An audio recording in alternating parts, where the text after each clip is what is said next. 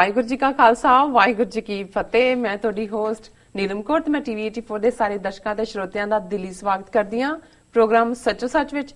ਰੋਜ਼ਾਨਾ ਦੀ ਤਰ੍ਹਾਂ ਤੁਹਾਡੇ ਤੇ ਸਾਡੇ ਹਰਮਨ ਪਿਆਰੇ ਡਾਕਟਰ ਅਮਰਜੀਤ ਸਿੰਘ ਜੀ ਮੇਰੇ ਨਾਲ ਬੈਠੇ ਹੋਏ ਨੇ। ਆਓ ਨਾ ਮਿਲ ਕੇ ਪ੍ਰੋਗਰਾਮ ਦੀ ਸ਼ੁਰੂਆਤ ਕਰਦੇ ਹਾਂ।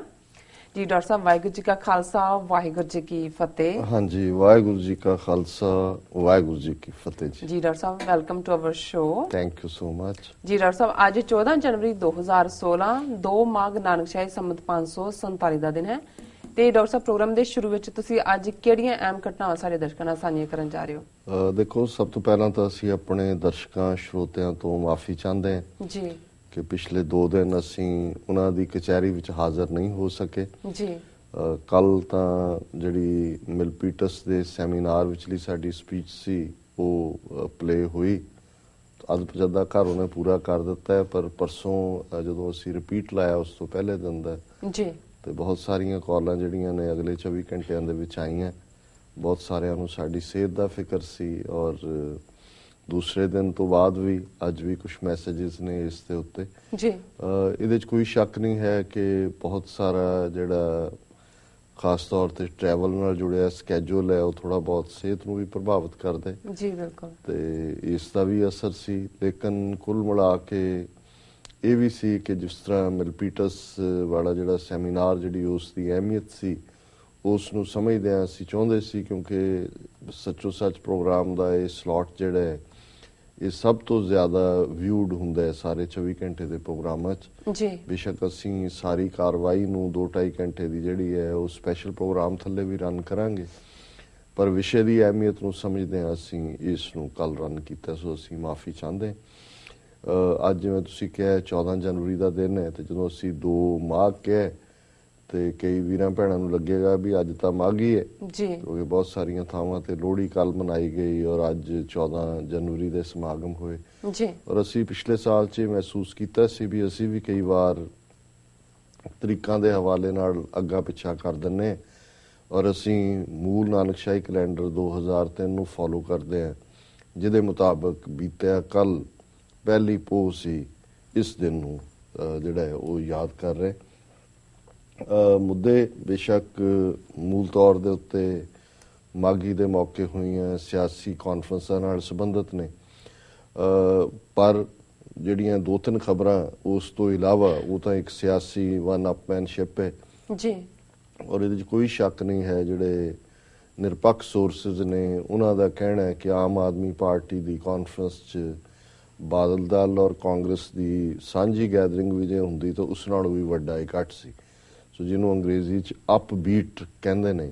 ਇਹ ਰੁਝਾਨ ਉੱਥੇ ਦੇਖਣ 'ਚ ਆਇਆ, ਪਰ ਜਿਹੜੀ ਘਟਨਾ ਨੇ ਮੈਂ ਸਮਝਦਾ ਵੀ ਬੇਸ਼ੱਕ ਮੀਡੀਆ ਨੇ ਉਹਨੂੰ ਬਹੁਤ ਅੰਡਰ ਪਲੇ ਕੀਤਾ ਹੈ, ਪੁਲਿਸ ਕਮਿਸ਼ਨਰ ਅੰਮ੍ਰਿਤਸਰ ਨੇ ਵੀ ਅੰਡਰ ਪਲੇ ਕੀਤਾ ਹੈ ਕਿ ਐਨ ਮਾਘੀ ਵਾਲੇ ਦਿਨ ਗੁਰਦੁਆਰਾ ਦੁਖਭੰਜਨੀ ਬੇਰੀ, ਜਿਹੜਾ ਕਿ ਹਰਮੰਦਰ ਸਾਹਿਬ ਦੇ ਸਰੋਵਰ ਦੇ ਕੰਢੇ ਹੈ ਦੁਖਭੰਜਨੀ ਬੇਰੀ ਜੀ, ਉੱਥੇ ਤਾਇਨਾਤ ਸੇਵਾਦਾਰ ਗੁਰਪ੍ਰੀਤ ਸਿੰਘ, ਉਹਨਾਂ ਨੂੰ ਜਿਹੜੀ ਹੈ 315 ਬੋਰ ਦੀ ਰਾਈਫਲ 'ਚੋਂ ਚੱਲੀ ਗੋਲੀ, ਜਿਹੜੀ ਕਿ ਪੁਲਿਸ ਕਮਿਸ਼ਨਰ ਦੇ ਕਹਿਣ ਮੁਤਾਬਕ ਜਲਿਆਂਵਾਲੇ ਬਾਗ ਵਾਲੇ ਪਾਸਿਓਂ ਆਈ, ਉਹਨਾਂ ਦੀ ਪੱਗ ਤੇ ਹਿੱਟ ਕੀਤਾ ਹੈ ਔਰ ਫਿਰ ਛਾਤੀ ਤੇ ਲੱਗ ਕੇ ਲੈਦਰ ਜੈਕਟ ਪਾਟੀ ਔਰ ਅੰਦਰ ਉਹਨਾਂ ਦੇ ਜ਼ਖਮ ਹੋਇਆ।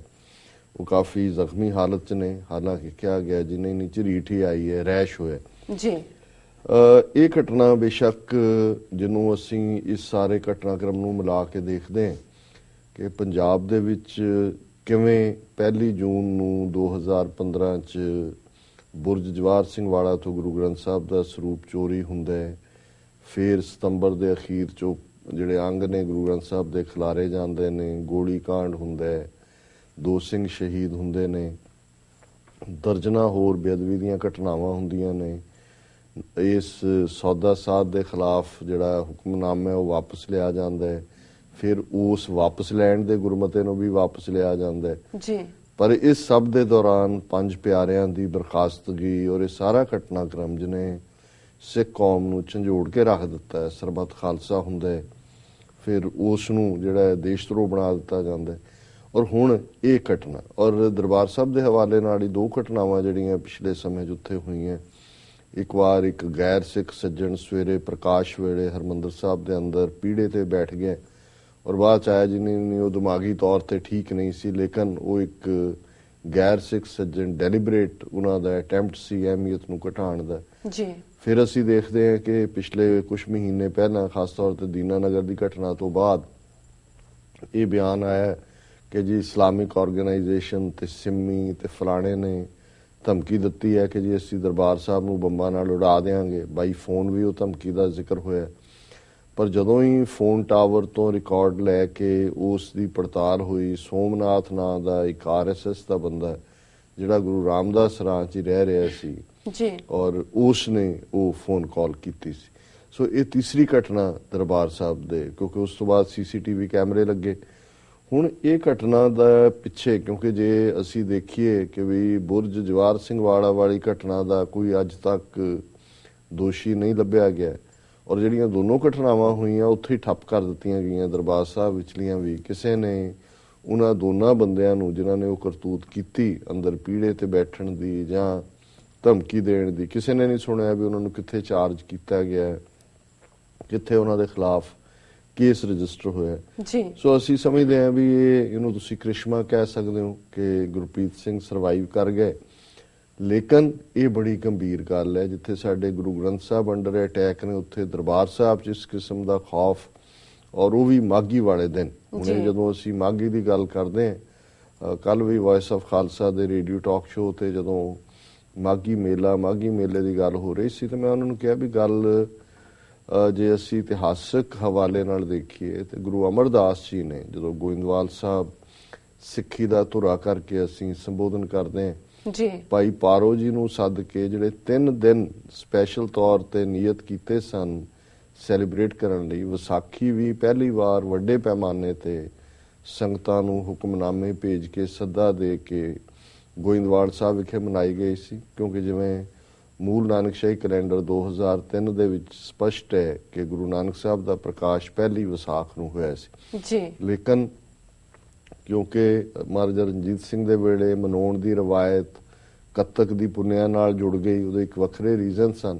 ਸੋ ਹੌਲੀ ਹੌਲੀ ਇਹੀ ਦਿਨ ਐਸਟੈਬਲਿਸ਼ ਹੋ ਗਿਆ ਕੱਤਕ ਦੀ ਪੁੰਨਿਆ। ਸੋ ਵਿਸਾਖੀ ਇਸ ਲਈ ਅਹਿਮ ਰਹੀ, ਔਰ 10ਵੇਂ ਪਾਤਸ਼ਾਹ ਨੇ ਵੀ ਜਦੋਂ ਖਾਲਸਾ ਪੰਥ ਦੀ ਸਾਜਨਾ ਕੀਤੀ ਤੇ ਇਸ ਦਿਨ ਨੂੰ ਹੀ ਸੰਗਤ ਦੇ ਇਕੱਠ ਲਈ ਚੁਣਿਆ ਸੀ। ਇਸੇ ਤਰ੍ਹਾਂ ਜਦੋਂ ਅਸੀਂ ਦੀਵਾਲੀ ਦੀ ਗੱਲ ਕਰਦੇ ਹਾਂ, ਦੀਪਾਵਲੀ ਜਿਸ ਚੋਂ ਦੀਪਾਂ ਦੀ ਲੜੀ ਆਂਦਾ ਹੈ ਸ਼ਬਦ, ਤੇ ਇਹ ਦਿਨ ਵੀ ਕਿਉਂਕਿ ਕਲਚਰਲੀ ਭਾਵੇਂ ਧਰਮ ਦੇ ਤੌਰ ਤੇ ਰਾਮਚੰਦਰ ਜੀ ਦੇ ਬਨਵਾਸ ਨਾਲ ਜੁੜਿਆ ਹੋਇਆ ਸੀ, ਪਰ ਕੁਝ ਚੀਜ਼ਾਂ ਕਲਚਰਲ ਬਣ ਜਾਂਦੀਆਂ ਨੇ। ਔਰ ਇਹਦੇ ਤੇ ਜਿਹੜਾ ਦੀਵਾਲੀ ਦੇ ਉੱਤੇ ਲక్ష్ਮੀ ਪੂਜਾ ਭਾਵੇਂ ਜੋੜਿਆ ਤੇ ਉਸ ਨੂੰ ਪਹਿਲਾਂ ਦੁਸਹਿਰੇ ਨਾਲ ਜਾਂਦਾ ਹੈ, ਰਾਵਣ ਦੀ ਲੜਾਈ ਨਾਲ, ਫਿਰ ਜਿਹੜਾ ਹੈ ਉਸ ਨੂੰ, ਲੇਕਿਨ ਖਾਸ ਤੌਰ ਦੇ ਉੱਤੇ ਦੀਵਾਲੀ ਦੇ ਮੌਕੇ ਲక్ష్ਮੀ ਦੀ ਪੂਜਾ ਕੀਤੀ ਜਾਂਦੀ ਜੀ। ਔਰ ਵਿਸਾਖੀ ਔਰ ਦੀਵਾਲੀ ਦੋਨਾਂ 'ਚ ਹੀ ਬ੍ਰਾਹਮਣ ਦੀ ਬੜੀ ਅਹਿਮੀਅਤ ਹੁੰਦੀ ਹੈ, ਦਾਨ ਲੈਣ ਦਾ ਅਧਿਕਾਰੀ ਹੈ।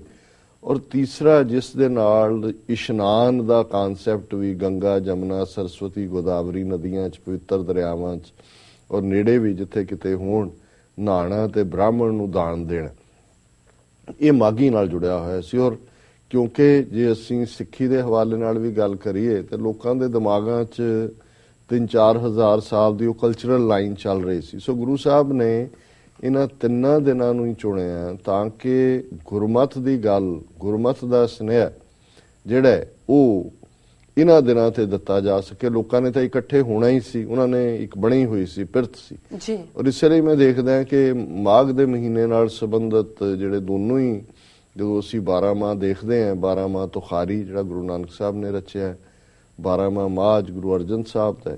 ਸੋ ਇਸ਼ਨਾਨ ਦਾ ਜ਼ਿਕਰ ਹੈ ਬਾਰ-ਬਾਰ, ਔਰ ਦਾਨ ਦਾ, ਕਿਉਂਕਿ ਮਾਘੀ ਨੂੰ ਇਸ਼ਨਾਨ ਦਰਿਆਵਾਂ 'ਚ ਕਰਨਾ ਔਰ ਦਾਨ ਦੇਣਾ, ਇਹਨੂੰ ਬ੍ਰਾਹਮਣ ਨੇ ਕਿਹਾ ਸੀ ਕਿ ਇੰਨੇ ਸੌ ਗੁਣਾ ਉਹਦਾ ਪੁੰਨ ਮਿਲਦਾ ਹੈ। ਔਰ ਇਸ ਲਈ ਜਦੋਂ ਅਸੀਂ 12 ਮਾਹ ਮਾਹ 'ਚ ਦੇਖਦੇ ਹਾਂ ਤੇ ਗੁਰੂ ਅਰਜਨ ਸਾਹਿਬ ਫਰਮਾਉਂਦੇ ਨੇ, ਮਾਘ ਮਜਨ ਸੰਗ ਸਾਧੂਆਂ ਧੂੜੀ ਕਰ ਇਸ਼ਨਾਨ, ਹਰ ਕਾ ਨਾਮ ਧਿਆਏ ਸੁਣ ਸਭਨਾ ਨੂੰ ਕਰਦਾਨ। ਹੁਣ ਉਸ ਇਸ਼ਨਾਨ ਨੂੰ ਨੇਗੇਟ ਕਰਦੇ ਆ ਜਿਹੜਾ ਗੰਗਾ ਜਮਨਾ ਸਰਸਵਤੀ ਗੋਦਾਵਰੀ ਦੇ, ਇੱਥੇ ਭਲੇ ਲੋਕਾਂ ਦੇ ਚਰਨਾਂ ਵਿੱਚ ਬੈਠ ਕੇ ਹਰ ਕਾ ਨਾਮ ਧਿਆਏ ਸੁਣ ਸਭਨਾ ਨੂੰ ਕਰਦਾਨ। ਹੁਣ ਇਹ ਸਭਨਾ ਨੂੰ ਦਾਨ ਕਰਨਾ ਮਤਲਬ ਹੈ ਉਸ ਵਾਹਿਗੁਰੂ ਦੇ ਨਾਂ ਨੂੰ ਯਾਦ ਕਰਨਾ, ਧਿਆਣਾ ਤੇ ਫਿਰ ਉਸ ਨੂੰ ਅੱਗੋਂ ਵੰਡਣਾ, ਜਿਹੜੀ ਨਾਮ ਦੀ ਦੌਲਤ ਹੈ ਉਸ ਨੂੰ ਅੱਗੋਂ ਵੰਡਣਾ।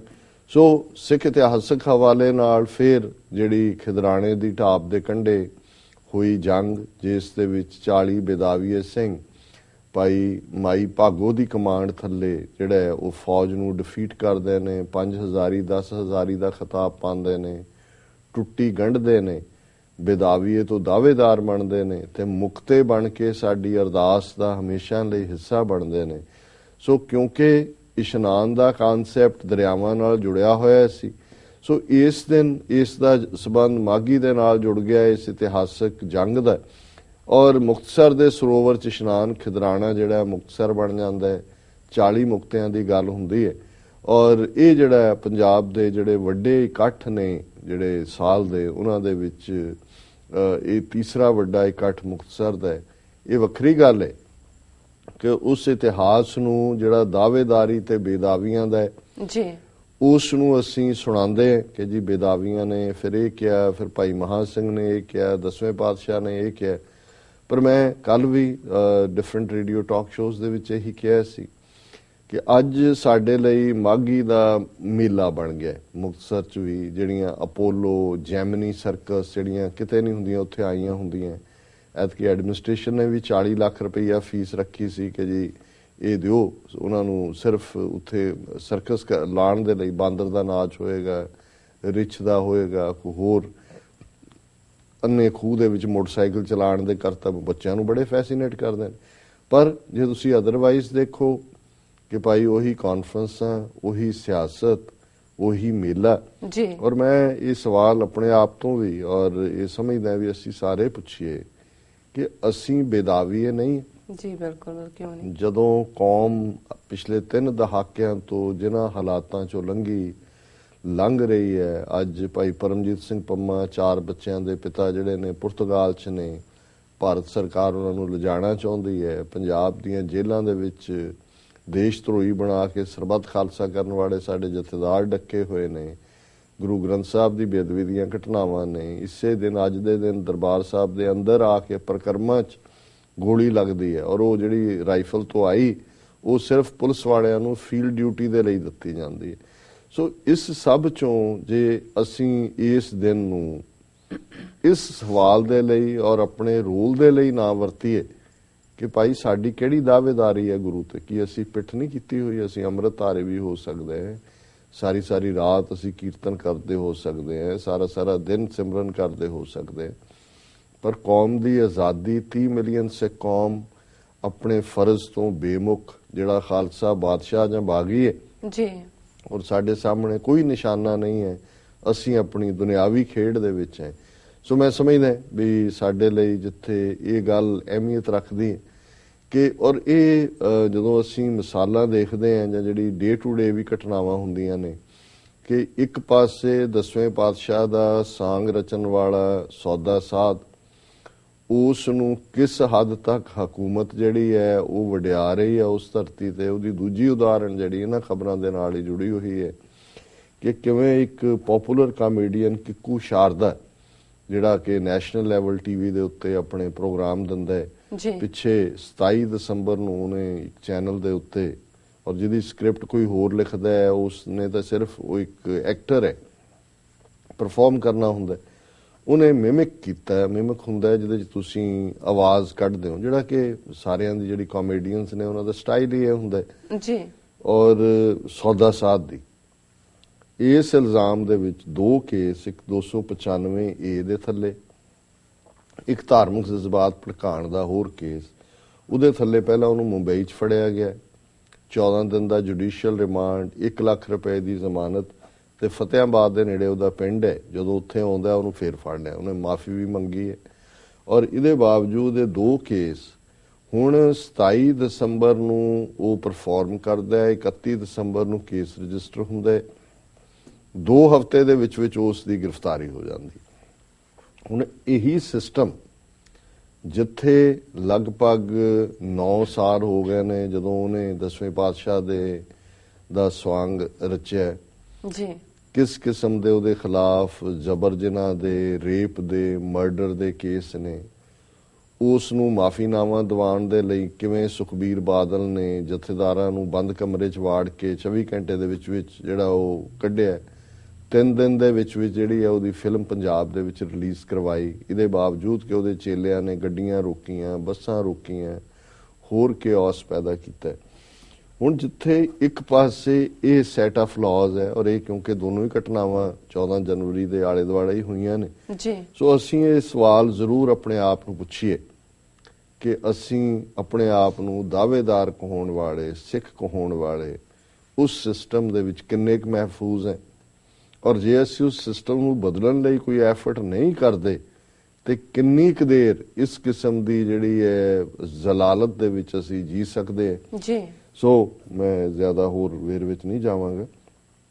ਇੱਕ ਅਨਾਉਂਸਮੈਂਟ ਮੈਂ ਜ਼ਰੂਰ ਇਹਦੇ ਨਾਲ ਕਰਨੀ ਚਾਹਾਂਗਾ ਕਿ ਵੀ ਅਸੀਂ TV 84 ਦੇ ਹਵਾਲੇ ਨਾਲ ਫੁੱਲ ਨਿਊਜ਼ ਬੁਲੇਟਿਨ ਅੱਧੇ ਘੰਟੇ ਦਾ ਸਾਡੀ ਕੋਸ਼ਿਸ਼ ਹੈ ਆਉਣ ਵਾਲੇ ਦਿਨਾਂ 'ਚ ਵੀ ਹੋਏ ਜੀ। ਅੱਜ ਵੀ ਦਰਸ਼ਕ ਜੋ ਹੀ ਇਹ ਪ੍ਰੋਗਰਾਮ ਖਤਮ ਹੁੰਦਾ ਹੈ 9 ਵਜੇ, 9 ਤੋਂ 9:30 ਬੀਬੀ ਗੁਰਮੀਤ ਕੌਰ ਸੋਢੀ ਜਿਨ੍ਹਾਂ ਨੇ ਅੱਜ ਦੀਆਂ ਨਿਊਜ਼ ਕੀਤੀਆਂ ਨੇ, ਜਿਹਦੇ 'ਚ ਉਹ ਦੇਸ਼ ਵਿਦੇਸ਼ ਦੀਆਂ ਈਵਨ ਲਾਈਵ ਫੁਟੇਜ ਵੀ ਦੇਖ ਸਕਣਗੇ, ਔਰ ਇਹ ਫਿਰ ਨਿਊਜ਼ ਬੁਲੇਟਿਨ ਹਰ ਘੰਟੇ ਬਾਅਦ ਰਿਪੀਟ ਹੁੰਦਾ ਹੈ ਜੀ। ਸੋ ਇਹ ਸਾਡੀ ਇੱਕ ਐਡੀਸ਼ਨ ਹੈ TV 84 ਦੀ ਜੀ।